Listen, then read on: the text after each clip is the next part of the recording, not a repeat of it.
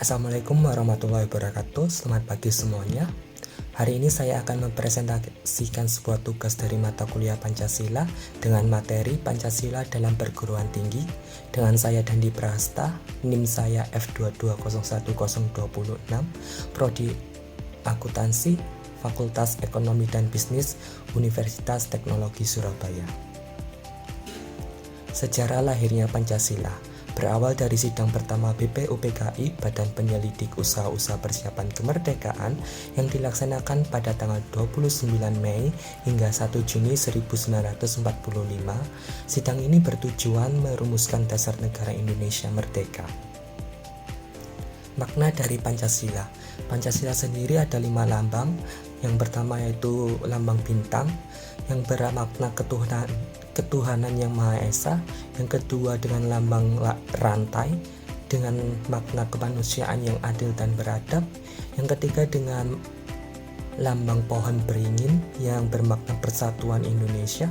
Yang keempat dengan lambang kepala banteng dengan makna kerakyatan yang dipimpin oleh hikmat kebijaksanaan dalam pemusyawaratan perwakilan. Yang kelima dengan lambang padi dan kapas dengan makna keadilan sosial bagi seluruh rakyat Indonesia. Pancasila sebagai dasar negara. Pancasila adalah sumber dari segala sumber hukum di Indonesia, menjadi fondasi dalam penyusunan UUD 1945 dan peraturan perundang-undangan, menjadi pedoman dalam penyelenggaraan kehidupan berbangsa dan bernegara, menjadi acuan etika dan moral bagi seluruh warga negara. Fungsi dan peran Pancasila. Yang pertama sebagai dasar negara, landasan penyelenggaraan negara. Yang kedua sebagai pandangan hidup bangsa, pedoman dalam kehidupan sehari-hari dalam berbangsa. Yang ketiga sebagai ideologi nasional persatuan berbagai golongan bangsa. Yang keempat sebagai jiwa dan kepribadian bangsa yang menjadikan cerminan karakter bangsa Indonesia di muka dunia. Pancasila dalam kajian sejarah. Pancasila lahir dari nilai-nilai budaya dan kepribadian bangsa Indonesia. Sidang BPUPKI 29 Mei sampai 1 Juni 1945 yang lahirnya rumusan dasar negara. 1 Juni 1945 Soekarno menyampaikan konsep Pancasila. 18 Agustus 1945 Pancasila disahkan dalam pembukaan Undang-Undang Dasar 1945. Nilai historis Pancasila merupakan hasil refleksi sejarah panjang perjuangan bangsa, mengandung nilai-nilai luhur dari berbagai budaya dan agama di Indonesia, menjadi pemersatu bangsa setelah melewati masa kolonialisme, menjadi dasar untuk membangun identitas dan ideologi nasional. Tujuan pembelajaran Pancasila di perguruan tinggi.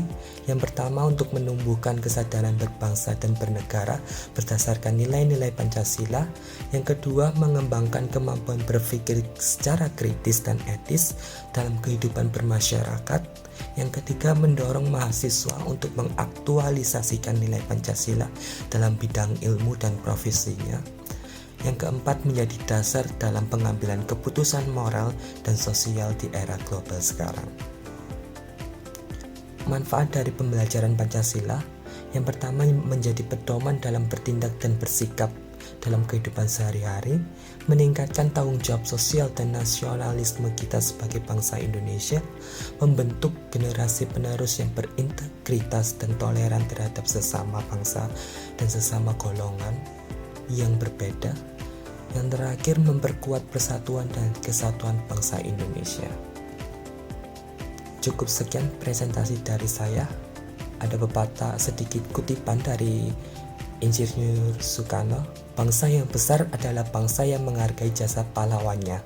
Maka dari itu, mari kita amalkan dan wujudkan nilai-nilai Pancasila dalam kehidupan kampus, masyarakat, dunia kerja, dan kehidupan sehari-hari.